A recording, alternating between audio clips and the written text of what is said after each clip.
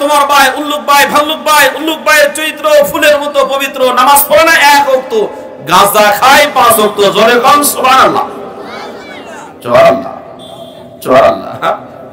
গাঁজা 5 ওয়াক্ত খাওয়ার নেতা আমাদের সমাজে বেশি না কম? যারা বলেন এই নেতা কম না বেশি? এই নেতা বেশি, কিন্তু একটা কথা দ্ব্যর্থহীন কণ্ঠে আপনাদেরকে বলতে চাই, আমরা 1971 সাল দেখিনি, আমরা 52 সাল দেখিনি, কিন্তু দেখেছি 2024 সালে ছাত্রদের বিপ্লব, হাজার হাজার ছাত্র রক্তের বিনিময়ে এই দেশ থেকে জালিমদেরকে তাড়িয়েছে।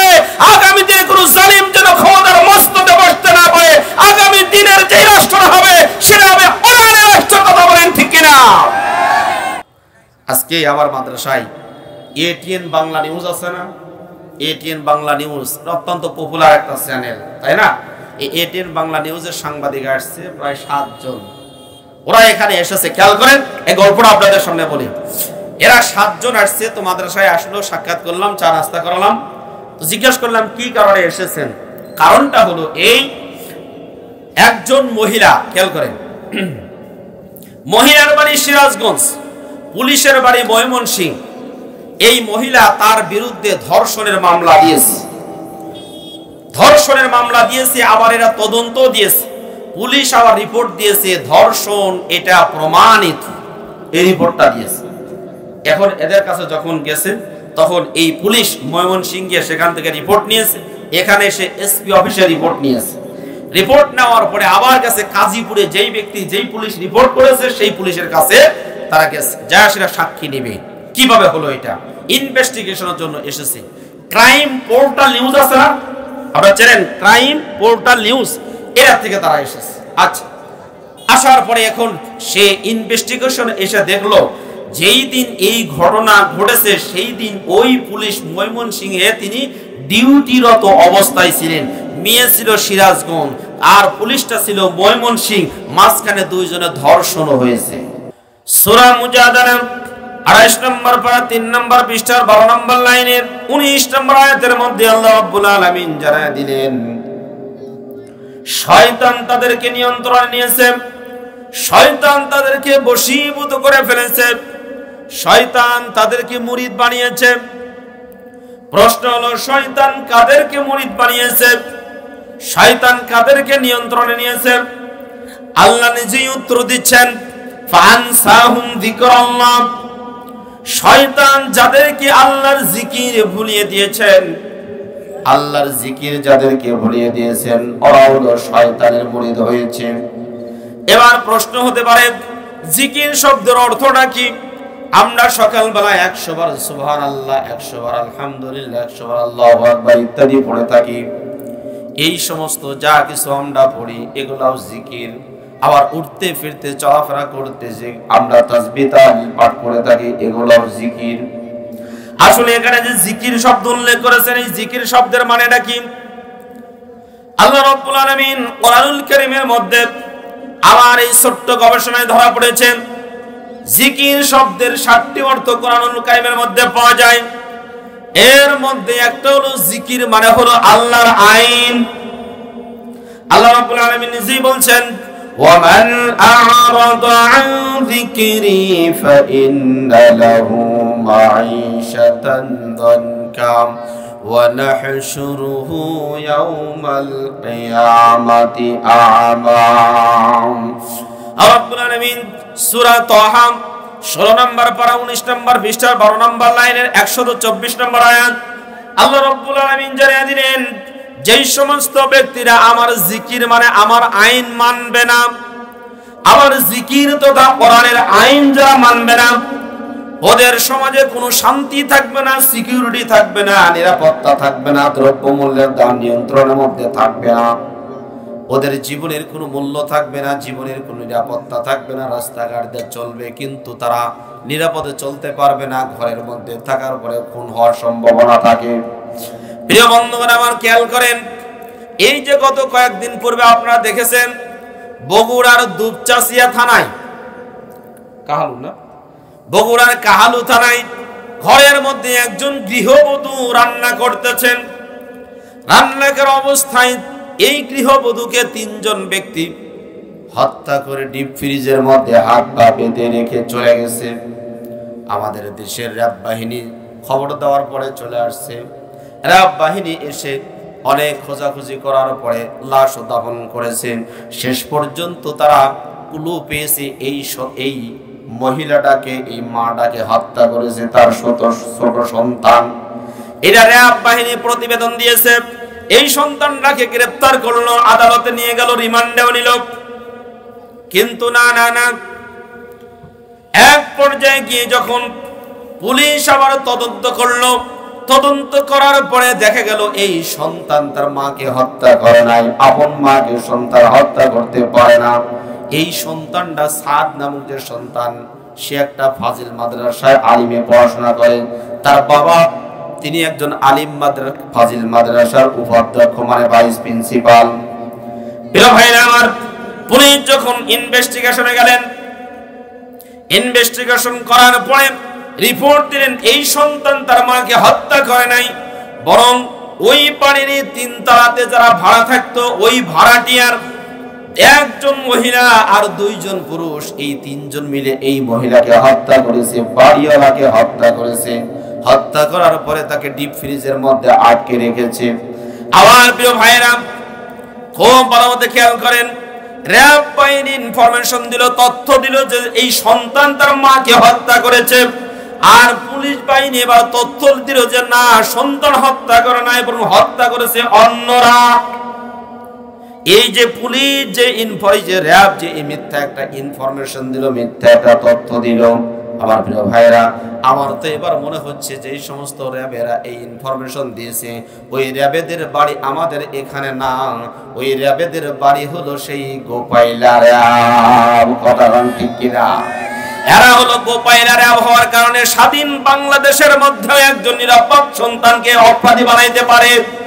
এই স্বাধীন বাংলার জমিনে যদি একজন নিরাপরাধ সন্তানকে অপরাধী বানাইতে পারে, তাহলে যখন এই গোপাইলারা ক্ষমতায় ছিল সেই সময় না জানি কত অপরাধী মানুষকে তারা, না জানি নিরাপরাধ মানুষদেরকে তারা অপরাধী বানাইছে। কথা হয় না? কথা গান ঠিক না? ঠিক। এই সাউন্ড কি আমার আসলে সমস্যা হচ্ছে নাকি এখানে সমস্যা আছে বুঝতে পারতেছি না। হ্যাঁ, আমি বুঝতে পারতেছি না। হয়তো এটা বন্ধ করে দাও, নাহলে মাইক দাও, নাহলে ওইটা চলে যাবো। কিন্তু আমার তো এই গলা নষ্ট হয়ে যাবে। হ্যাঁ, একটু ক্লিয়ার করার চেষ্টা করবো। তোমাদের এখানে রিভাব হচ্ছে, একটু রিভাব দাও। আর হচ্ছে ওখান থেকে আওয়াজ রিফ্লেকশন হচ্ছে, আওয়াজটা সরাসরি আমার কানে আসতে হবে। বাহিরের আওয়াজ শুধু হড়ুবড় কোনো কিছু বোঝা যায় না। ক্লিয়ার আওয়াজ দিতে হবে যেন মানুষ বোঝে। আমরা তো বাহির থেকে গল্প করতে পারি না, আমরা কোরআন থেকে গল্প করতে পারি। এই জায়গাতে আরও আওয়াজ হতে হবে, আরও জোরে। এখানে কমপক্ষে সাউন্ড সিস্টেমগুলো আওয়াজ তো আসতে হবে। এটা চালু আছে, তা আওয়াজ আসে না কেন? এটাও যদি চালু থাকে, এটা আরেকটু এদিক দাও তো, এই আমার কানের দিকে, সরাসরি কানের দিকে দেবে, যাতে আমার কানে আওয়াজ আসে। ওই দিকে চলে যাচ্ছে। আমার প্রিয় বাবাজিরা, খুব ভালো মতো খেয়াল করেন, যে রাষ্ট্রে আল্লাহর আইন থাকবে না সেই রাষ্ট্রে কোনো নিরাপত্তা থাকবে? যারা বলেন থাকবে, থাকবে না। এই বাংলাদেশ 53 বছর পর্যন্ত স্বাধীন হয়েছে, কিন্তু আজ পর্যন্ত কেউ সিকিউরিটি দিতে পারে নাই। খুব ভালো মতো মনে খেয়াল করবেন, এই বাংলাদেশটা এতদিন পর্যন্ত পরিচালিত হলো।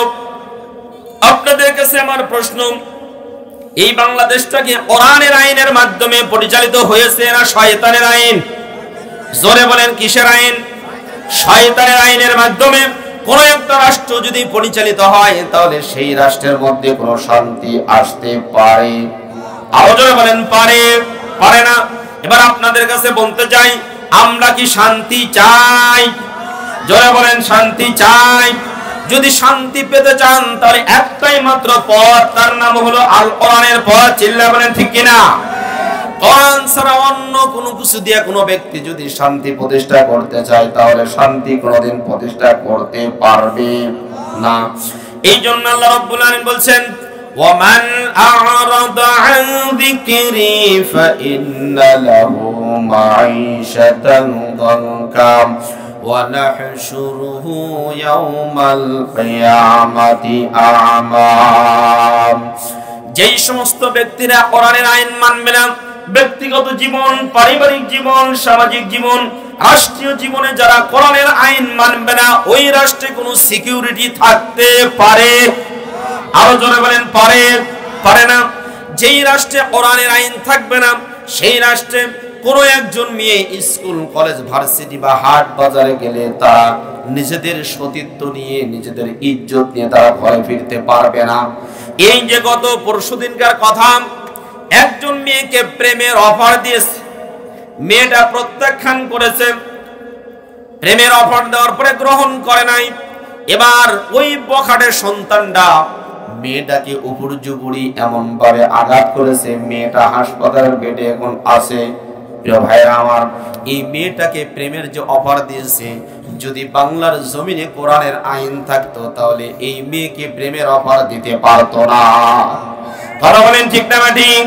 প্রিয় বন্ধুগণ আমার, শুধু তাই না, এই তো কিছুদিন পূর্বে আমরা শুনতাম ইডেন কলেজের এক ছাত্রী বলেছেন, এই ইডেন কলেজের ছাত্রীরা যে যত বড় নেত্রী হয়েছে সে তত নেতার বিছনা গরম করেছে। কথা হয় না? কথা বলেন ঠিক না ঠিক? নেত্রী যত বড় তত বড় বড় নেতাদের বিছানা গরম করেছে। নেত্রীর চরিত্রহীন না হলে নেত্রী হতে পারে নাই। এ আমার কথা না, এটা ওই নেত্রীদের কথা। এক মেয়ে তো ফেসবুক স্ট্যাটাস দিয়েছিল এইভাবে, জাহাঙ্গীরনগর এবং ইডেন কলেজের যে সমস্ত মেয়েরা আছে, এই সমস্ত মেয়েদের অধিকাংশই হলো খাওয়া, মানে এদের চরিত্র ভালো নাই। আমার প্রিয় ভাইয়েরা, যদি ইসলামিক রাষ্ট্র হতো, কোরআনের রাষ্ট্র হতো, তাহলে একজন মেয়ে সে হাটে যাবে, বাজারে যাবে, ঘাটে যাবে, স্কুল, কলেজ, বিশ্ববিদ্যালয়, যেখানেই যাক না কেন, ওই মেয়ের দিকে বাঁকা নজরে কোনো ব্যক্তি তাকানোর দুঃসাহস পর্যন্ত পেত না। চিল্লা বলেন ঠিক কিনা? আমার প্রিয় ভাইয়েরা, সুতরাং এমন সুন্দর একটা দেশ যদি আমরা পেতে চাই, তাহলে একটাই মাত্র পথ, একটাই মাত্র মত, তার নাম হলো আল কোরআনের পথ, আল কোরআনের মত। এই আল কোরআনের পথ এবং মত যদি আমরা পেতে চাই, আল কোরআন ছাড়া অন্য কোনো কিছু দ্বারা সম্ভব না। কথা কোন ঠিক না ঠিক? আমার প্রিয় বাবাজিরা, তাহলে আল্লাহ রাব্বুল আলামিন বললেন ফাআনসাহুম যিকরাল্লাহ। খেয়াল আছে? এদিক তাকাবেন, খুব খেয়াল করবেন।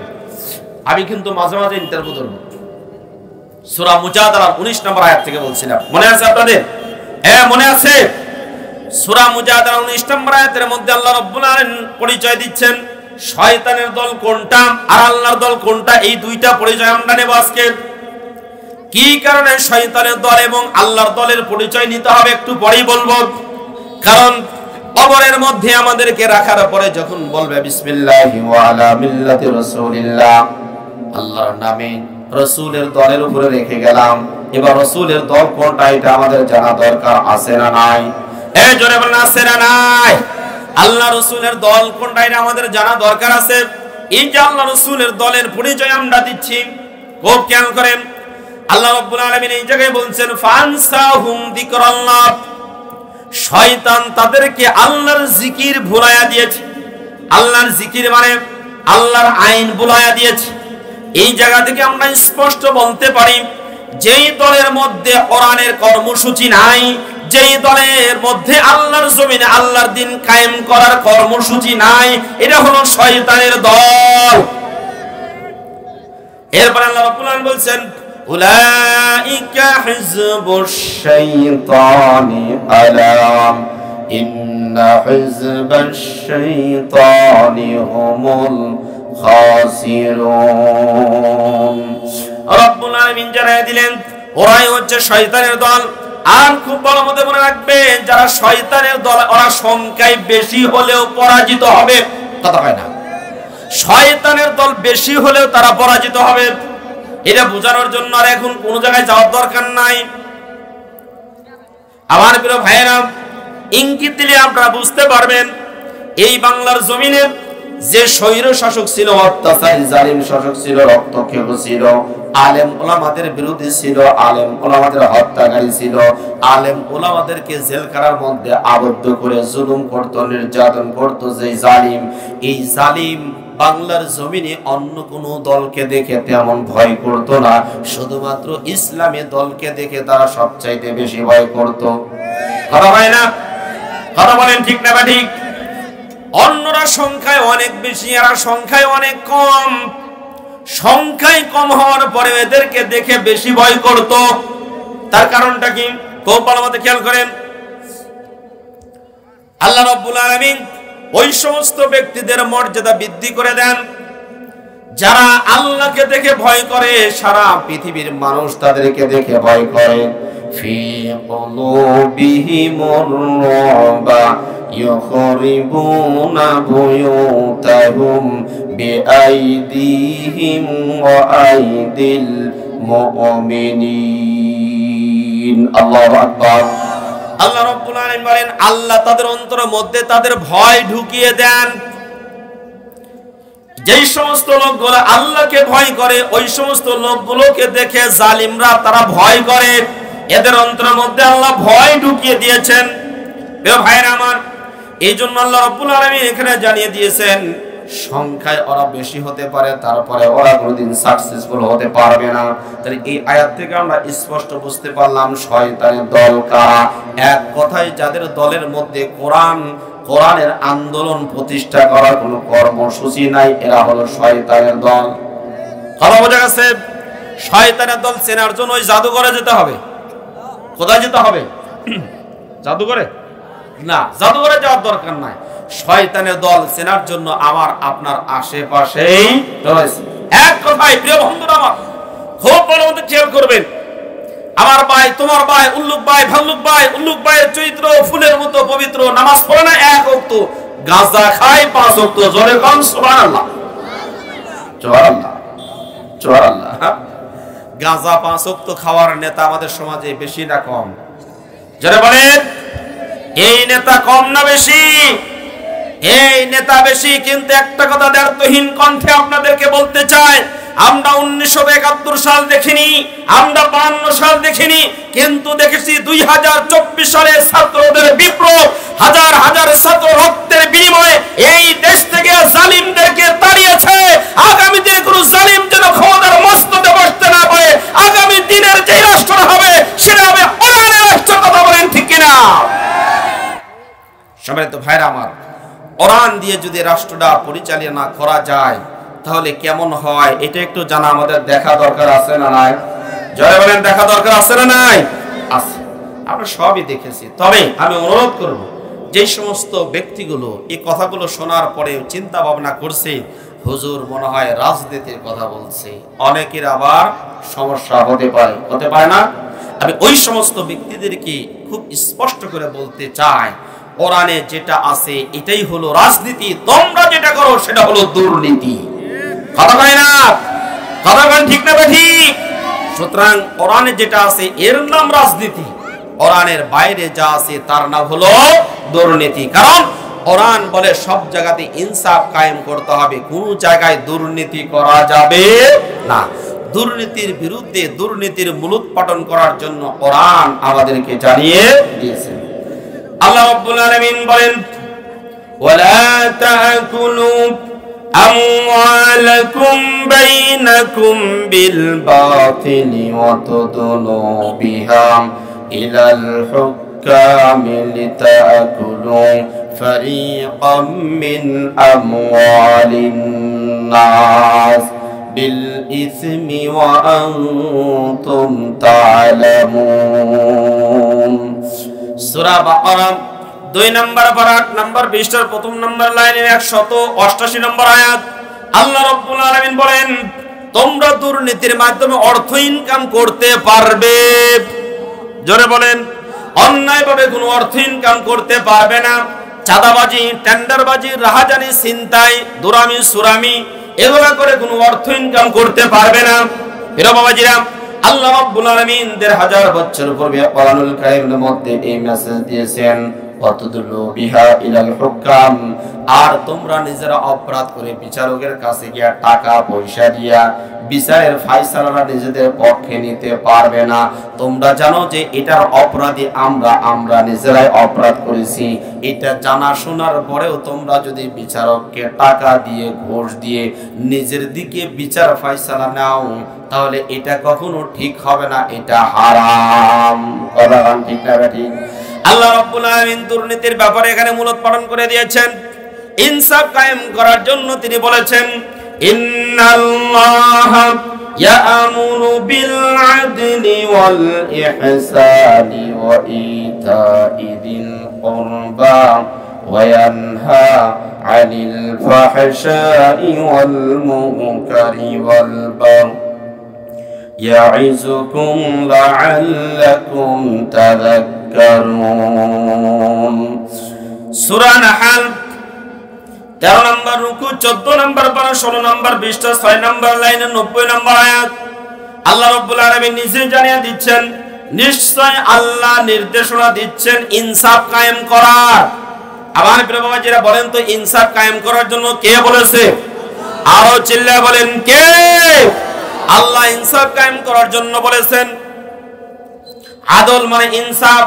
সুতরাং নিজে ইনকাম করে হালাল পয়সা কামাই করা হলো ইনসাফ, আর অপরের কাছে গিয়ে সাদাবাজি করা এটা বেইনসাফ।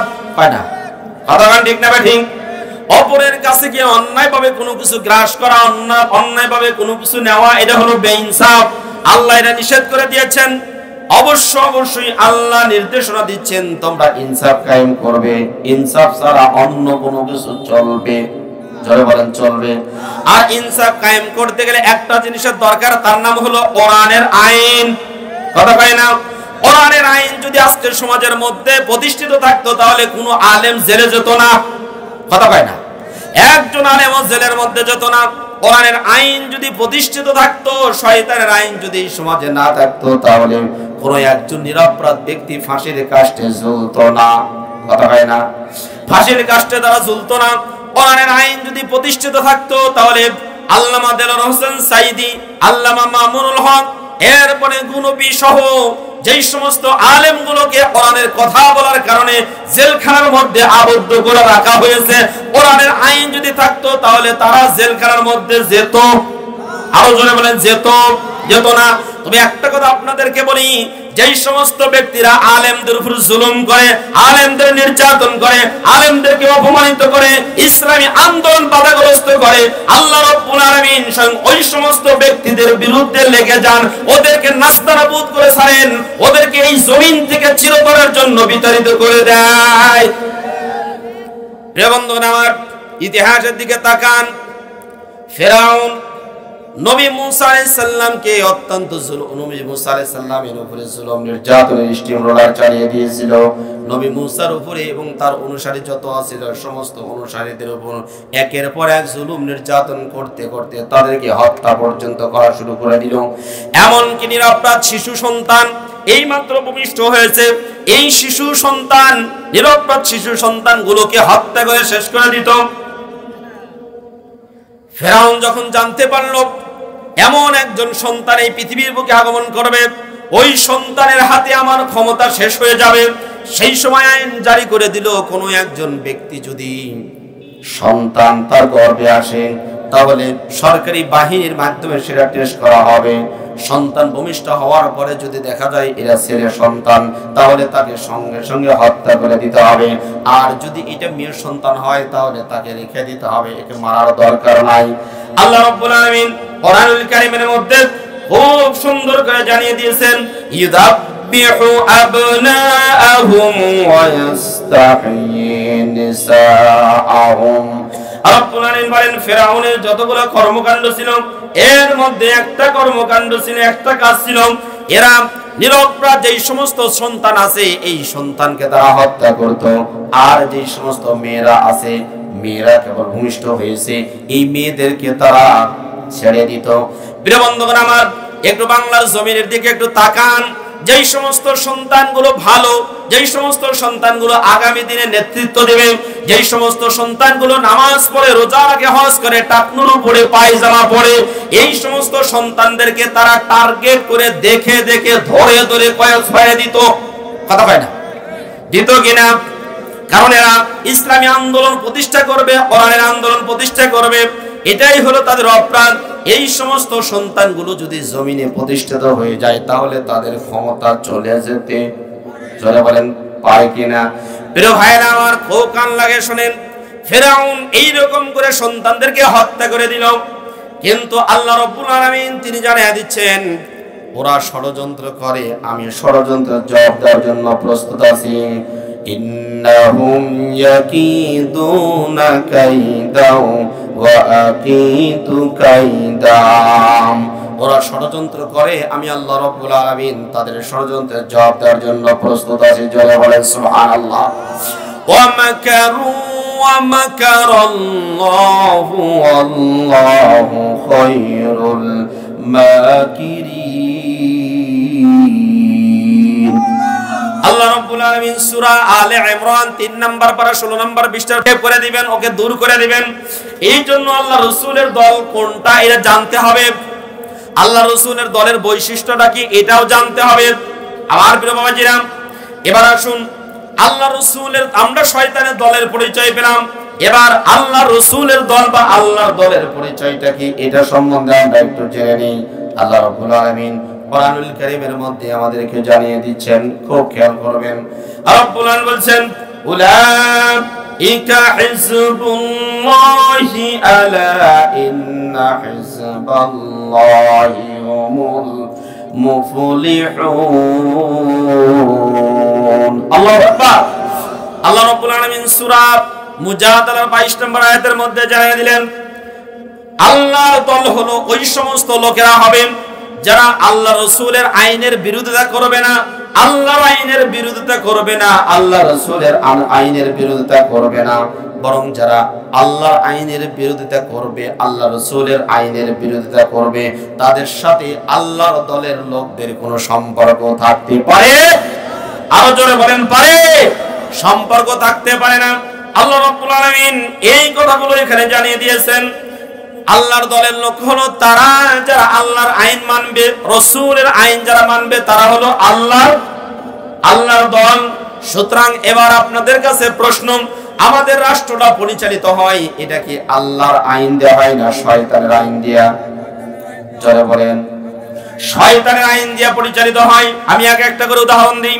আল্লাহ রাব্বুল আলামিন কোরআনুল কারীমের মধ্যে আমাদেরকে জানিয়ে দিয়েছেন চোর অথবা চোরনি এরা যদি ধরা পড়ে তাহলে এদের ফয়সালা কেমন হবে? কোরআন আমাদেরকে জানিয়ে দিয়ে বলছেন আস-সারিকু ওয়াস-সারিকাতু ফাকতাউ আইদিয়াহুমা জাযাআম বিমা কাসাবা নাকালাম মিনাল্লাহ আল্লাহু আজিজুন হাকীম। আল্লাহু আকবার। সূরা মায়েদা 6 নম্বর রুকু 6 নম্বর পারা 13 নম্বর পৃষ্ঠা 2 নম্বর লাইনে 38 নম্বর আয়াত। আল্লাহ রাব্বুল আলামিন নিজেই ওয়াজ করেছেন চোর অথবা চোরনি যদি ধরা পড়ে তাহলে এদের হাত কেটে দাও। একটু চিল্লায় বলেন তো আইনটা কার? যারা ঘুমাইছেন তারাও বলেন কার? এটা কি আলিয়াস করার আইন? কার আইন? এই আইন যদি কোনো ব্যক্তি না মানে তাহলে মুসলমান হতে পারবে? জোরে বলেন, পারবে? পারবে না। যেমন নামাজের মধ্যে যদি আমরা সূরা ফাতিহা ইচ্ছাকৃতভাবে ছেড়ে দিই নামাজ হবে না। এই আইনটা কার? জোরে বলেন কার? ফাকরাউ মা তায়াসসারা মিনাল কুরআন। নামাজের মধ্যে তোমাদের যেই জায়গা থেকে সহজ হয় সেই জায়গা থেকে তোমরা পড়ো।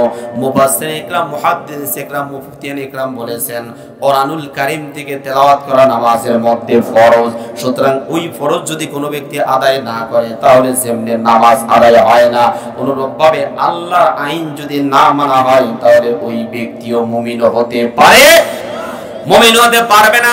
আমার প্রিয় ভাইরা, এবার বলেন তো এত ওয়াজ মাহফিল, এখানে মাহফিল, ওখানে মাহফিল, সেখানে মাহফিল, এত মাহফিল হওয়ার পরেও মসজিদ থেকে জুতা চুরি বন্ধ হয়েছে? কথা কয় না? জুতা চুরি বন্ধ হয়েছে? জুতা চুরি বন্ধ হয় নাই, শুধুমাত্র চেয়ারম্যানদের গম চুরি বন্ধ হয়েছে। বন্ধ হয় নাই? আরে বাপরে বাপ, গম চুরি বন্ধ হয় নাই, লিপ চুরি বন্ধ হয় নাই, রাস্তা চুরি বন্ধ হয় নাই, ফ্যাসিলিটিজ বিল্ডিং চুরি বন্ধ হয় নাই। এগুলো আইন দিয়ে কোনোদিন বন্ধ হতে পারে? জোরে বলেন, আইন দিয়ে বন্ধ হতে পারে না। এক বেচারা তার একজন গোলাম রেখেছে, এই গোলামটা বড় বাটপার টাইপের, যখনই মালিকে কোনো কিছু কিনতে যায় ও ওই জিনিসটাই কেনে, কিন্তু মাঝখান থেকে কিনতে গিয়া কিছু টাকা সেখান থেকে আত্মসাৎ করে। কি করে? আত্মসাৎ করে। একদিন মালিকের চিন্তা করলো, দাঁড়াও বেটা, তুমি কেমনে আত্মসাৎ করবে আমি একটু তোমাকে বুঝিয়ে দিব। তো আগের যুগে 1 আনা ছিল না, 1 আনা ছিল না, 1 আনা দিয়ে একটা বাতাসা কিনতে পাঠায় দিয়েছে, যে চকলেট আছে না এরকম যে লম্বা, হ্যাঁ, এই চকলেট কিনতে পাঠায় দিয়েছে। তো ও গেছে, যায় সে চকলেট কিনে নিয়ে আসছে। ও মনে মনে মালিকে খুব খুশি, বেটা গাছকে ঠকাইছে, আজকে আর টাকা মারতে পারে না। এখন এসে বলতেছে, মালিক অত খুশি হইও না, অত খুশি হইও না, এখানে আমার কারিশমা হয়েছে। কি বলে? রাস্তার মধ্যে এসে কাগজটা খুলে ওই যে চকলেট আছিল, চকলেটের এই সাইডে 1 চাটুন, ওই সাইডে আর 1 চাটুন মেরে বাতাসে ধরে শুকাইয়া আবার মোড়ন দিয়ে নিয়ে আসছি। কথা কি বোঝা গেছে? দুর্নীতি করছে কি করে নাই? তাহলে আইন দিয়ে কোনোদিন দুর্নীতি রোধ করা যাবে না, আইন দিয়ে নয়, বরং আল্লাহর ভয় দিয়ে, কোরআনের আইন দিয়েই শুধুমাত্র দুর্নীতি দূর করা সম্ভব। চিল্লায়া বলেন ঠিক কিনা? সম্মানিত ভাইরা আমার, সেই দুর্নীতি মুক্ত একটা সমাজ গড়তে হলে কোরআনের আইনের বিকল্প কোনো আইন যেমন আছে নাই। তাই আমাদের সমাজে এত চোর, এই যে পতিত জালিম স্বৈরাচারী সরকার বাংলাদেশ থেকে এ পরিমাণ টাকা চুরি করছে, এই বাংলাদেশটা আরো 10 বছর চলতো, এই পরিমাণ টাকা তারা বিদেশে পাড়ি জমাইছে। এবার আমার আপনার পায়ের ঘাম মাথায় ফেলানো অর্থ, সেই অর্থগুলো যারা চুরি করে বিদেশে নিয়ে যায়, ওরা আমার দেশের শত্রু, জাতির শত্রু, ওরা আমাদের কোনোদিন বন্ধু হতে পারে না। কথা বলেন ঠিক কিনা? সম্মানিত ভাইরা আমার, 1 পারমাণবিক বিদ্যুৎ কেন্দ্র থেকেই 59,000 কোটি টাকা চুরি করেছে। সুবহানাল্লাহ করবেন না? আজকে আমার মাদ্রাসায় এটিএন বাংলা নিউজ আছে না, এটিএন বাংলা নিউজ অত্যন্ত পপুলার একটা চ্যানেল, তাই না? এই এটিএন বাংলা নিউজের সাংবাদিক আসছে প্রায় 7 জন। ওরা এখানে এসেছে, খেয়াল করেন, এই গল্পটা আপনাদের সামনে বলি। এরা 7 জন আসছে, তো মাদ্রাসায় আসলো, সাক্ষাৎ করলাম, চা নাস্তা করালাম। তো জিজ্ঞেস করলাম কি কারণে এসেছেন। কারণটা হলো এই, একজন মহিলা, খেয়াল করেন, মহিলার বাড়ি সিরাজগঞ্জ, পুলিশের বাড়ি ময়মনসিংহ। এই মহিলা তার বিরুদ্ধে ধর্ষণের মামলা দিয়েছে, ধর্ষণের মামলা দিয়েছে, আবার এরা তদন্ত দিয়েছে, পুলিশ আবার রিপোর্ট দিয়েছে ধর্ষণ এটা প্রমাণিত, এই রিপোর্টটা দিয়েছে। এখন এদের কাছে যখন গেছে, তখন এই পুলিশ ময়মনসিংহে সেখান থেকে রিপোর্ট নিয়েছে, এখানে এসে এসপি অফিসে রিপোর্ট নিয়েছে। রিপোর্ট নেওয়ার পরে আবার গেছে গাজীপুরে, যেই ব্যক্তি, যেই পুলিশ রিপোর্ট করেছে সেই পুলিশের কাছে তারা গেছে, যা সেটা সাক্ষী নেবে। কিভাবে হলো এটা? ইনভেস্টিগেশনের জন্য এসেছে। ক্রাইম পোর্টাল নিউজ আছে না, আপনারা চেনেন ক্রাইম পোর্টাল নিউজ, এর থেকে তারা এসেছে। আচ্ছা, আসার পরে এখন সে ইনভেস্টিগেশন এসে দেখলো যেই দিন এই ঘটনা ঘটেছে সেই দিন ওই পুলিশ ময়মনসিংহে তিনি ডিউটিরত অবস্থায় ছিলেন। মেয়ে ছিল সিরাজগঞ্জ আর পুলিশটা ছিল ময়মনসিংহ, মাঝখানে 2 জনের ধর্ষণও হয়েছে, রিপোর্ট দিয়ে দিয়েছে। আচ্ছা বলেন তো এটা কি সম্ভব? জোরে বলেন এটা সম্ভব? এটা যদি সম্ভব না হয়ে থাকে, ও বাংলার মুসলমান খুব ভালো মতো মনে রাখো, বাংলাদেশের একজন বিশিষ্ট মুফাসসিরে কোরআন 53 বছর পর্যন্ত যিনি কোরআনের তাফসীর করেছেন সারা বিশ্বব্যাপী, সেই মুফাসসিরে কোরআনের বিরুদ্ধে সাক্ষী দিয়েছে এই দেলোয়ার হোসেন সাইদি, সে দর্শক ছিল। আমি 6 মাইল দূর থেকে স্পষ্ট আকারে দেখেছি। আমি আপনাদের কাছে দ্ব্যর্থহীন কণ্ঠে বলতে চাই, 6 মাইল দূর থেকে কোনো ব্যক্তিকে দেখে ধর্ষকের আসামি বানিয়ে যারা ফাঁকি দিয়েছে, বাংলার জমিনে তাদের বিচার হবেই হবে ইনশাআল্লাহ। সব গায়ে মার খাওয়া, একটাও স্লোগান দেয় ওরা নারায়ে তাকবীর, আওয়াজ দাও নারায়ে তাকবীর। এখানে মুজাহিদ না, এখানে নারায়ে তাকবীরের ধ্বনিতে আকাশ বাতাস প্রকম্পিত হতে থাকবে। কিসের ভয়? আগামী দিনে বাংলাদেশ হবে কোরআনের বাংলা, আগামী দিনে সংসদ হবে বাংলার সব কোরআনের সংসদ, অন্য কোন সংসদ হবে না ইনশাআল্লাহ। কথা বলেন ঠিক কিনা? আওয়াজ কেন হবে না?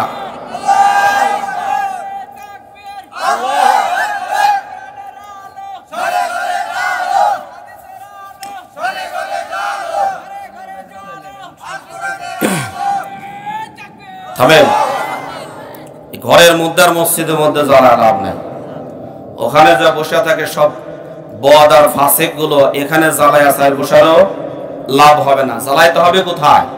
জোরে বলেন কোথায়?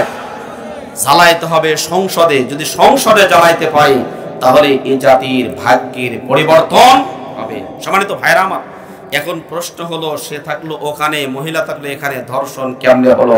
আবার পুলিশও রিপোর্ট দিল ধর্ষণ যে করেছে তা সত্য, এটা রিপোর্টও দিয়েছে। এই স্বাধীন বাংলাদেশে যদি পুলিশ এমনটা করতে পারে, তাহলে গোপাইলা মহিলার হাতে নিয়োগপ্রাপ্ত পুলিশগুলা আমাদের উপরে যেই পরিমাণ জুলুম নির্যাতন করেছে, বলেন কি পরিমাণ মিথ্যা ডাহা অসত্য তথ্যগুলা আমাদের উপরে চাপিয়ে দিয়েছে, কথা বলেন ঠিক কিনা?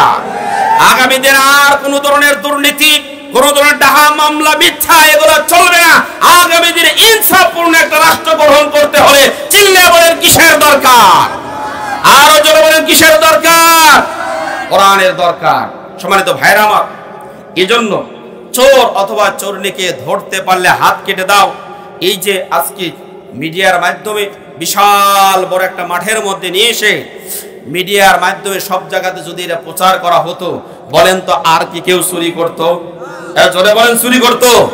চুরি করতো না। কিন্তু চুরি কি আমাদের দেশ থেকে কমতেছে না বাড়তেছে? জোরে বলেন কমতেছে না বাড়তেছে? এক বেচারা, খুব ভালো মতো খেয়াল করেন, এক বেচারা একটা বোতলের মধ্যে মদ রেখেছে। এখন আরেকজনে সে ধরার ফলে সে এখন আরেকটা পরিষ্কার পরিচ্ছন্ন ভালো একটা বোতল নিয়ে এসে তেলের বোতল, কিসের বোতল? তেলের বোতলের মধ্যে মদ ঢেলে বলতেছে এটা তেলের বোতল। যদি তেলের ভিতরে, তেলের বোতলের মধ্যে মদ ঢেলে বলে তেলের বোতল, এটা কি আসলে তেলের বোতল? জলে বলে এটা কি তেলের বোতল? এটা কিসের বোতল? এটা মদের বোতল। আসলে জিনিসটা পাল্টাইতে হবে, কথা বলেন ঠিক কিনা? শুধুমাত্র পাত্র পাল্টায় লাভ হবে না, জিনিস আমাদেরকে পাল্টাইতে হবে। আমার প্রিয় বাবাজিরা খেয়াল করেন, চোর অথবা চোরনিকে ধরতে পারলে হাত যদি কেটে দেওয়া হয়, তাহলে এই সমাজের মধ্যে কোনো চুরি থাকবে না, কোনো চিন্তায় থাকবে না, রাহাজানি থাকবে না। এই কথাগুলো আমরা সবাই জানি, কিন্তু তারপরে কোরআনের আইন আমরা মানি। আরো যারা বলেন মানি। কি কারণে মানি না? তার কারণ হলো যেই লোকগুলো ওই সংসদের মধ্যে গিয়েছে ওরাই হলো সবচাইতে বড় চোর। আরো জোরে বলেন, এরা সবচাইতে বড় চোর। এক একজন আমাদের দেশের এই স্বৈরাচারী পলায়নকারী মহিলা, এরা পর্যন্ত বলেছিল আমার পিয়নও 400 কোটি টাকার মালিক। একজন পিয়ন যদি 400 কোটি টাকার মালিক হয়, তাহলে এই পিয়নের মালিক না জানি কত হাজার কোটি টাকার মালিক। কথা কয় না সব? কথা বলেন ঠিক না ঠিক? শুধু তাই না, এই যতগুলো মানুষ আছে সমস্ত মানুষগুলো এখানে ওখানে যারা ছিল, প্রত্যেকটা মানুষ তার একের পর এক দুর্নীতি করতে করতে আকাশ পরিমাণ দুর্নীতি করে অর্থ নিয়ে চলে গেছে। আর আমরা সমানে কোরআন শরীফ পড়ে পড়ে দোয়া করতেছি, চোররা ওই দিকে চুরি করতে করতে শেষ করে দিচ্ছে, আমরা কোরআন পড়ে দোয়া করতেছি না না তা হবে না। কোরআনের মধ্যে যতগুলো আইন আছে এই আইনগুলো যদি আমরা বাস্তবায়ন করতে পারি, তাহলে এই দেশে চোর থাকবে না, ডাকাত থাকবে না, বাটপার থাকবে না, ছিনতাই থাকবে না, রাহাজানি থাকবে না, চাঁদাবাজি থাকবে না, বদমাইশি থাকবে না, সুদ থাকবে না, ঘুষ থাকবে। আরো জোরে বলেন থাকবে না। আমরা এগুলা মুক্ত সমাজ চাই কিনা? জোরে বলেন চাই। আমার প্রিয় বাবাজিরা, এই যে একটা মাদ্রাসা এখানে করেছে, এই মাদ্রাসাতে কোরআনুল কারীমের শিক্ষা দেওয়া হয়। কিসের শিক্ষা? কোরআনুল কারীমের শিক্ষা দেওয়া হয়।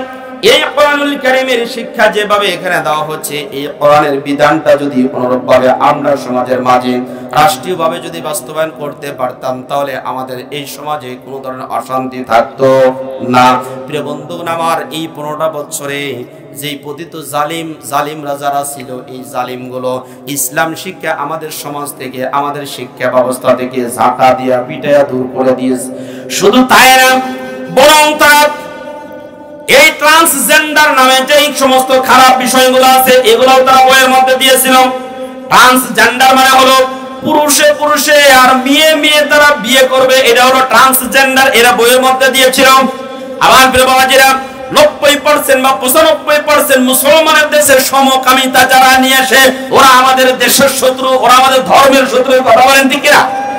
প্রিয় ভাইরা আমার, এই সমস্ত জালিমেরা আমাদের দেশে ইসলাম শিক্ষাটাকে ঝাঁটা দিয়ে পিটা দূর করে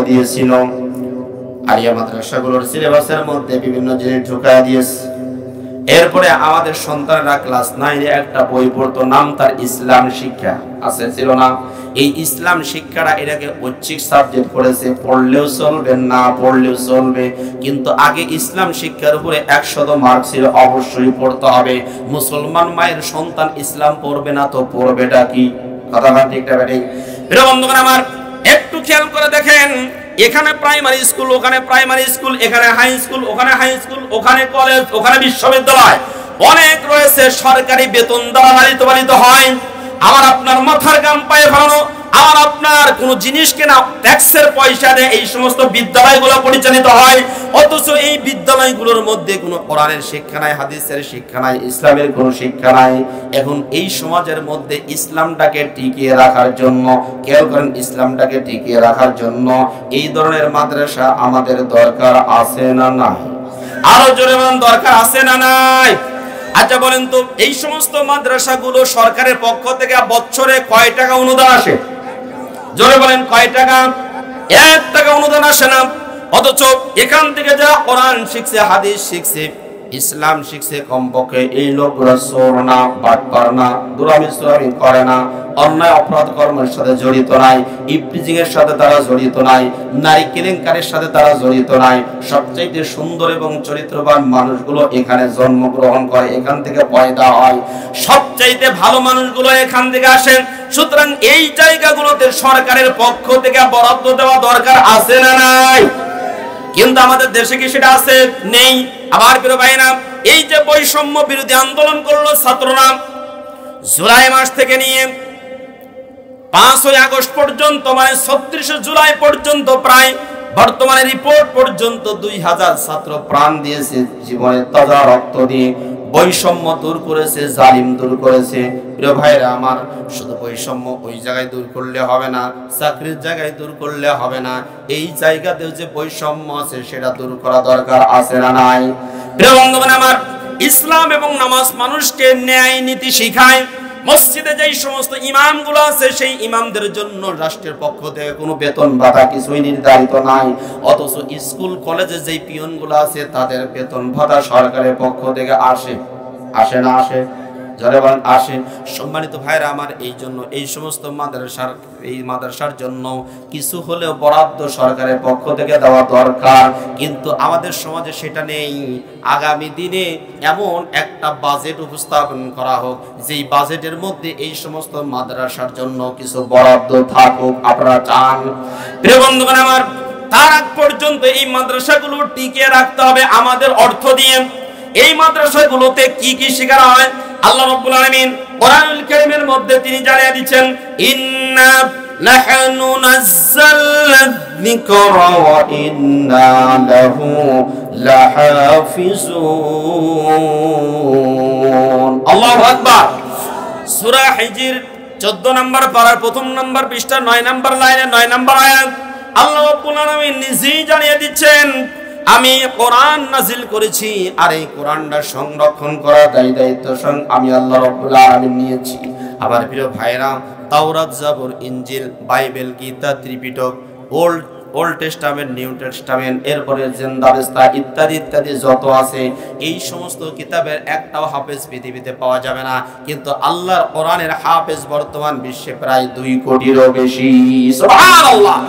আবার প্রিয় বাবাজিরা, খুব ভালো করবেন। আমি তো এটাই করতেছি, আবার দেওয়ার দরকার কি? আমি তো ওই কাজই করতেছি। আমার নাম আরজ কামার, এই কামই আমার, আর তার শিখে দেওয়ার দরকার নেই। খুব খেয়াল করেন, এই পৃথিবীতে এখন পর্যন্ত প্রায় 2 কোটিরও বেশি হাফেজ আছে। আমাদের দেশ থেকে নারীরা ফুটবল খেলার জন্য যায়। এই যে কয়েকদিন আগে নারীরা ফুটবল খেলে সেখান থেকে শিরোপা নিয়ে এসেছে। এই মাত্র কয়েকটা রাষ্ট্রের সাথে খেলে শিরোপা নিয়ে আসছে। কিন্তু এটাও আপনাদের জানা দরকার, কয়েকদিন পূর্বে তুরস্কের ইস্তাম্বুলে আমার এই দেশের সূর্য সন্তানেরা কোরআনের হাফেজ প্রায় 100টি দেশের উপরে দেশকে পিছনে ফেলে 1 নাম্বার হয়ে বাংলাদেশের সুনাম আমাদের মাঝে নিয়ে এসেছেন। জোরে বলেন আল্লাহু আকবার। এটা আমাদের দেশের সম্মান না অসম্মান? পৃথিবীর মাঝে বাংলাদেশটা মানচিত্রে দেখা যায় না, সেই দেশটা যখন এই সম্মান অর্জন করে নিয়ে আসে, কিন্তু আফসোসের বিষয় হলেও সত্য, এই সন্তানগুলোকে রাষ্ট্রীয়ভাবে সংবর্ধনা দেওয়া হয় না। অথচ এই সন্তানগুলোকে রাষ্ট্রীয়ভাবে সংবর্ধনা দেওয়া দরকার ছিল।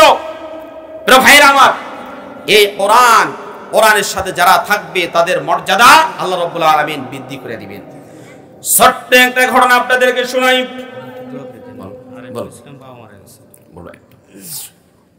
খুব খেয়াল করে শোনেন।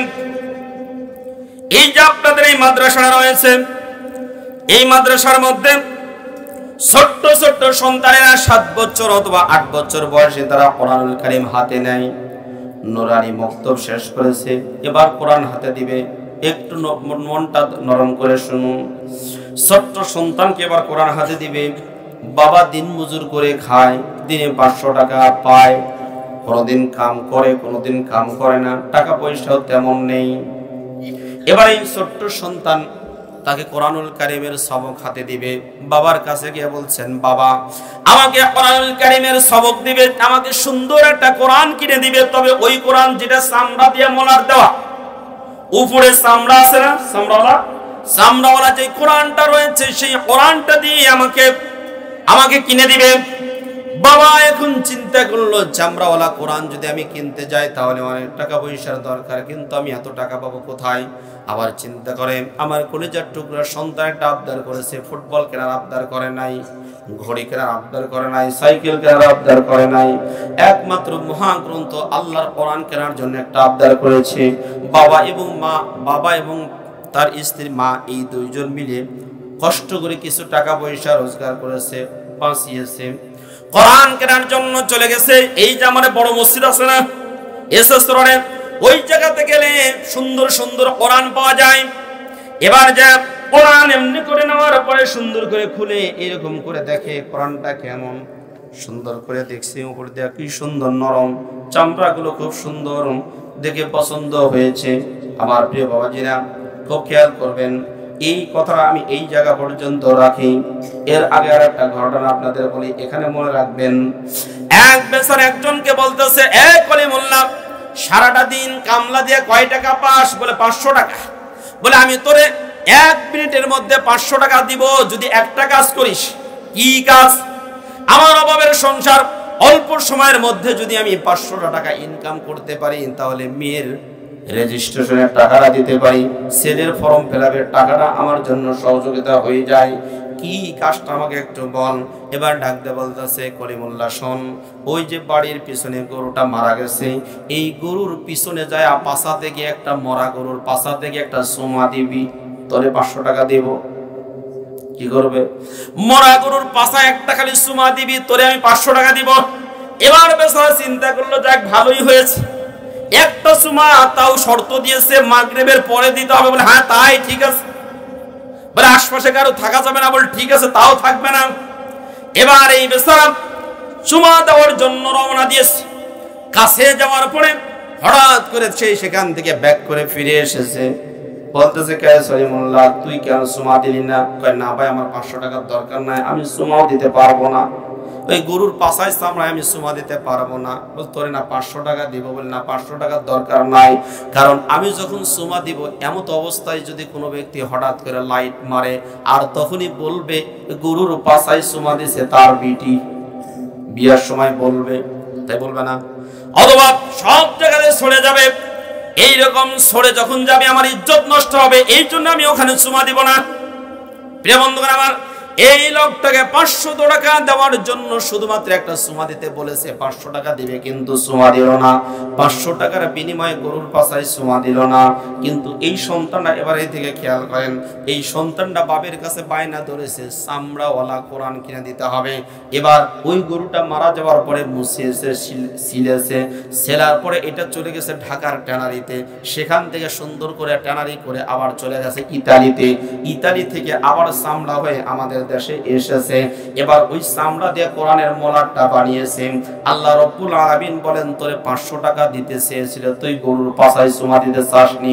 অথচ যেই কোরআনটা কিনতে গিয়েছে আল্লাহ রাব্বুল আলামিন বলেন ওই গরুর পাছার চামড়া যে আছে ওই চামড়াটা কোরআনের এই জায়গাতে আটকে আছে।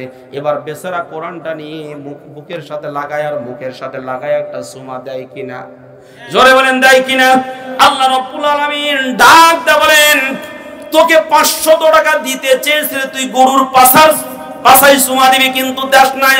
কিন্তু আজকে দেখ আমি আল্লাহ রাব্বুল আলামিন তুই বরং আরো টাকা পকেট থেকে দিয়ে গরুর পাছায় চুমা দিলি। সুবহানাল্লাহ। ওই গরুর পাছার যে চামড়া আছে সেই চামড়া আপনার রিফাইন করে সুন্দর করে একটা ব্যাগ বানিয়েছে অথবা কোরআনের মলাট বানিয়েছে। আবার প্রিয় ভাইরা খুব খেয়াল করেন যে এই জিনিসটা বলতেছিলাম, পাছার একটা চামড়াও যদি কোরআনের সাথে মিলে থাকে ওই চামড়ার দাম কমে না বাড়ে? আরো জোরে বলেন দামে কমে না বাড়ে? এ কোরআনের সাথে যারাই মিলে থাকবে, কোরআনের সাথে যারা সম্পর্ক স্থাপন করবে তাদের মর্যাদা বাড়ায় দিবেন কে? الذين آمنوا منكم والذين أوتوا العلم درجات।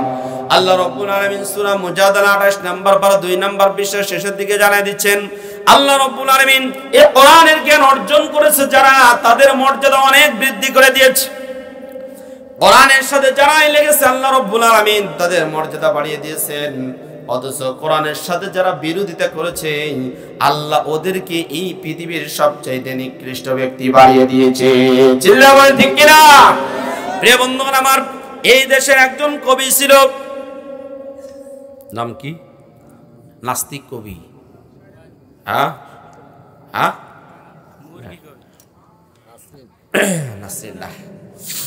বিশ্ববিদ্যালয়ের শিক্ষক ছিল, নামটা মনে নেই। এই নাস্তিক শামসুর রহমান, কবি শামসুর রহমান, এই কবি শামসুর রহমান বলেছিল ফজরের আগে মুয়াজ্জিন যে ডাকে, মুয়াজ্জিন যে আযানটা দেয় এটা বেশ্যার ডাকের আওয়াজের মতো লাগে। আমি ওই সমস্ত ব্যক্তিদেরকে বলতে চাই বেশ্যাখানায় যাদের জন্ম তাদের আযান বেশ্যাখানার ডাকের মতো মনে হবে। যাদের বৈধ সন্তান হয়েছে তাদের মুয়াজ্জিনের আযান কোনোদিন খারাপ লাগার কথা বলে ঠিক কিনা? ভাইরা আমার, এই সমস্ত কবিগুলো কোরআনের বিপরীত সাইডে চলে গেছিল। আল্লাহ এদের নাস্তারা বোধ করেছে, মারা যাওয়ার পরে এদের জানাজাও ঠিক মতো হয় নাই। যে ইমাম সাহেব জানাজা করেছে বলে আমি চাপে পড়ে জানাজা করেছিলাম, তবে ওযু ছাড়া করেছি। কি ছাড়া করেছে? ওযু ছাড়া জানাজা করেছে। আমার প্রিয় বাবাজিরা, এই কোরআনের সাথে যারা মিলে থাকবেন, কোরআন যারা পড়বে, কোরআন অনুযায়ী যারা আমল করবে, ওই সমস্ত ব্যক্তিদের মর্যাদা বৃদ্ধি করে দিবেন কে? আরো জোরে বলেন কে? আল্লাহ তাদের মর্যাদা বৃদ্ধি করে দিবেন। সুতরাং কোরআনের সাথে আমরা একসাথে থাকতে চাই। জোরে বলেন একসাথে থাকতে চাই। আমার প্রিয় বাবাজিরা, আল্লাহ রাব্বুল আলামিন কোরআনুল কারীমের অনেক জায়গাতে এই ঘটনাগুলো বর্ণনা করেছেন। যেই সমস্ত ব্যক্তিগুলা কোরআনের সাথে সম্পর্ক রাখবে, আল্লাহ রাব্বুল আলামিন যে আপনাদের এখানে একটা মাদ্রাসা রয়েছে, এই মাদ্রাসাটা কিয়ামত পর্যন্ত কায়েম থাকে। কে স্থানে একটু হাত তোলেন। এই মাদ্রাসাটা কিয়ামত পর্যন্ত থাকে, একটু নারাদান তো হাত। লিল্লাহি তাকবীর, নারায়ে তাকবীর। আল কোরআনের আলো, আল হাদিসের আলো, কোরআন হাদিস যেখানে, মদ জুয়া যেখানে, বিড়ি সিগারেট ওয়ালা যেখানে, নারায়ে তাকবীর। আমার প্রিয় বাবাজিরা, তাহলে এই কোরআনের সাথে সম্পর্ক রাখলে লাভ না লস? জোরে বলে লাভ না লস? সুতরাং নিজেদের মর্যাদা যদি বৃদ্ধি করতে চায় তাহলে কোরআনের সাথে আমাদের সম্পর্ক বাড়াইতে হবে। আমার প্রিয় বাবাজিরা, এই জন্য আপনাদেরকে আমি বলতে চাই, এমন কোন ব্যক্তি আছেন আজকে ৫০০০ টাকা আল্লাহর ঘরের, এই যে নবীর ঘরের জন্য আপনারা দান করবেন? ৫০০০ টাকা আমি চেয়েছি, ৫০০০ টাকা দান করবেন। বিশ্বনবী হাদিসের মধ্যে বর্ণনা করেছেন, as-সাখিয়্যু করিবুম মিনাল্লাহ, করিবুম মিনান নাস, করিবুম মিনাল জান্নাহ ওয়া বাঈদুম মিনান নার। যেই ব্যক্তি দান করবে, দানশীল ব্যক্তির জন্য আল্লাহ রাব্বুল আলামিন 4টা পুরস্কারের ঘোষণা দিয়েছেন। জোরে বলেন তো কয়টা? আরো জোরে বলেন কয়টা? চারটা পুরস্কারের ঘোষণা দিয়েছেন। এক নম্বরে যারা দান করবে তারা হবে মানুষের নিকটে যাবে, মানুষের নিকটবর্তী হয়ে যাবে, মানুষের কাছে সবচেয়ে প্রিয় হবে। দুই নম্বরে যারা দান করবে তারা আল্লাহর নিকটবর্তী হয়ে যাবে। তিন নম্বরে যারা দান করবে তারা জান্নাতের নিকটবর্তী চলে যাবে। চার নম্বরে পুরস্কারটা হলো যারা দান করবে তাদেরকে আল্লাহ রাব্বুল আলামিন জাহান্নাম থেকে অনেক দূরে পাঠিয়ে দিবেন।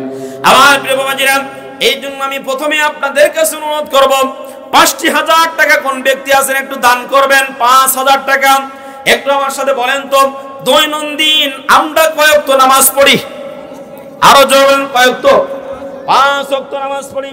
আল্লাহ রাব্বুল আলামিন দৈনন্দিন আমাদের জন্য ৫টি ওয়াক্ত নামাজ ফরজ করে দিয়েছেন। আমার বাবাজিরা, একটু ৫০০০ টাকা আমি আপনাদের কাছে চেয়েছি। ইসলামের ভিত্তি হলো ৫টা।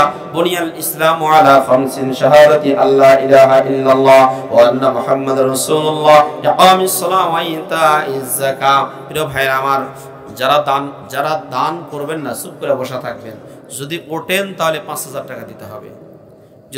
আল্লাহ রাব্বুল আলামিন কোরআনুল কারীমে বলে দিয়েছেন, ইয়াউমা ইয়াফিরুল মারউ মিন আখিহি ওয়া উম্মিহি ওয়া আবিহি ওয়া সাহিবাতিহি ওয়া বানিন। রাব্বুল আলামিন সূরা আবাসার মধ্যে বলেন, সবচাইতে কাছের যে ৭জন মানুষ আছে, এই ৭জন মানুষ কেউ কারো পরিচয় দেবে না। কিয়ামতের ময়দান যখন বিভীষিকাময় হয়ে যাবে, এই সময় সবচাইতে আপনজন হলো ৭জন। এর মধ্যে একজন আছে মা। কে? মা তার সন্তানের পরিচয় দেবে না, বাবা তার সন্তানের পরিচয় দেবে না, স্বামী তার স্ত্রীর পরিচয় দেবে না, স্ত্রী তার স্বামীর পরিচয় দেবে না, সন্তান ছেলে তার মায়ের পরিচয় দেবে না, মেয়ে তার বাবার মায়ের পরিচয় দেবে না, এরপরে স্ত্রীও তার পরিচয় দেবে না। এইরকম করে ৭জন ব্যক্তি আছে যারা মারা যাওয়ার পরে আপনজন হয়, ভাই ভাইয়ের কোনো পরিচয় দেবে না। ৭জন ব্যক্তি যারা মারা যাওয়ার পরে মিরাসের উত্তরাধিকারী হয়, এদের একজনও কেউ কারো পরিচয় দেবে না। বন্ধুরা আমার, কিয়ামতের ময়দান যখন কায়েম হয়ে যাবে, বিভীষিকাময় পরিস্থিতি হয়ে যাবে, সূর্যটা মাত্র ১ হাত অথবা ১ মাইল দূরে অবস্থান করবে। এই যে এত নিকট থেকে এসে ১২টা মুখ দিয়ে যখন তাপ দিতে থাকবে, যার যেই পরিমাণ অপরাধ হবে, ওই পরিমাণ অপরাধের খামের মধ্যে তারা আবদ্ধ খাইতে থাকবে।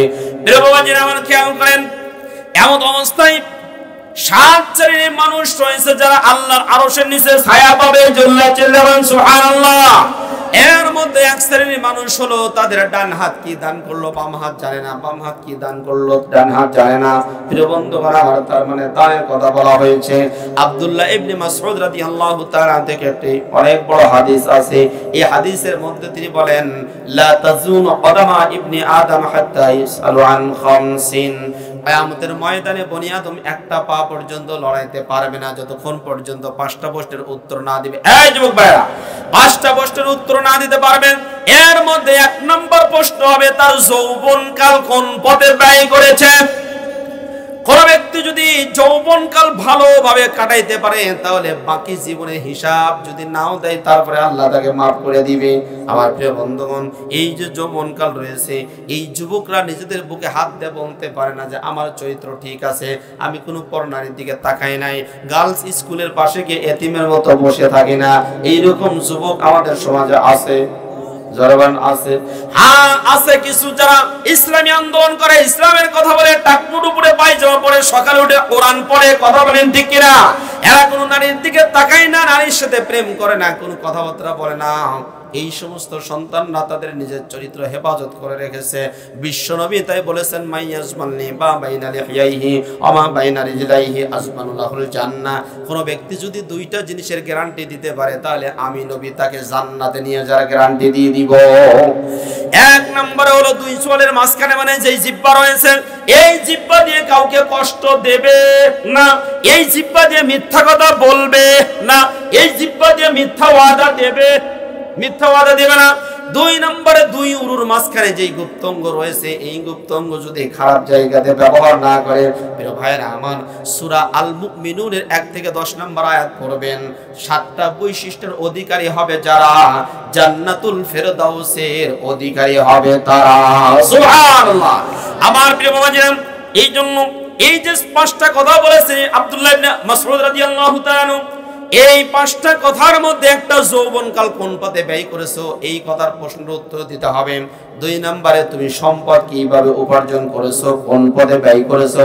আমার প্রিয় বাবাজিরা, সম্পদ আমি উপার্জন করলাম যাত্রা ফাত্রা থিয়েটার, এরপরে হাও মাও খাও দাও ফুর্তি করো ইত্যাদি করো, এই জায়গাতে আমরা অর্থ খরচ করলাম, কিন্তু আল্লাহর জমিনে দিন কায়েম করার জন্য কোনো কিছু খরচ করলাম না। মাদ্রাসা মসজিদের জন্য খরচ যদি না করে থাকি, কিয়ামতের ময়দানে আল্লাহর আদালতে জবাব দেওয়া লাগবে কি লাগবে না? আরো জোরে বলা লাগবে কিনা? আমার প্রিয় বাবাজিরা, এই জন্য আমি আপনাদের কাছে মাত্র 5,000 টাকা চেয়েছিলাম। কোন ব্যক্তি আছেন শুরুতেই 5,000 টাকা দান করবেন? বিশ্বনবী বলেছেন আদালু আলাল খাইরি কাফাইলিহি, কোন ব্যক্তি প্রথমে যদি কোনো কিছু কাজের সূচনা করে, তাহলে সূচনাকারী ব্যক্তির দেখা দেখি যত মানুষ এই কাজ করবে, তার 1% সূচনাকারী ব্যক্তির আমলনামায় দিয়ে দেওয়া হবে। সুবহানাল্লাহ।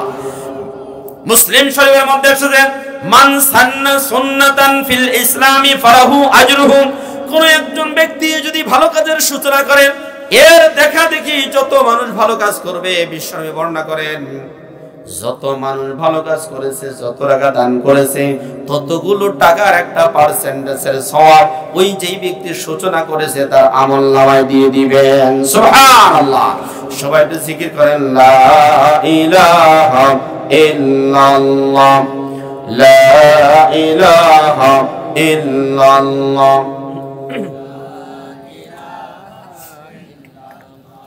حسبي ربي جل الله ما في قلبي غير الله لا إله إلا الله لا إله إلا الله محمد رسول الله صلى الله عليه وسلم।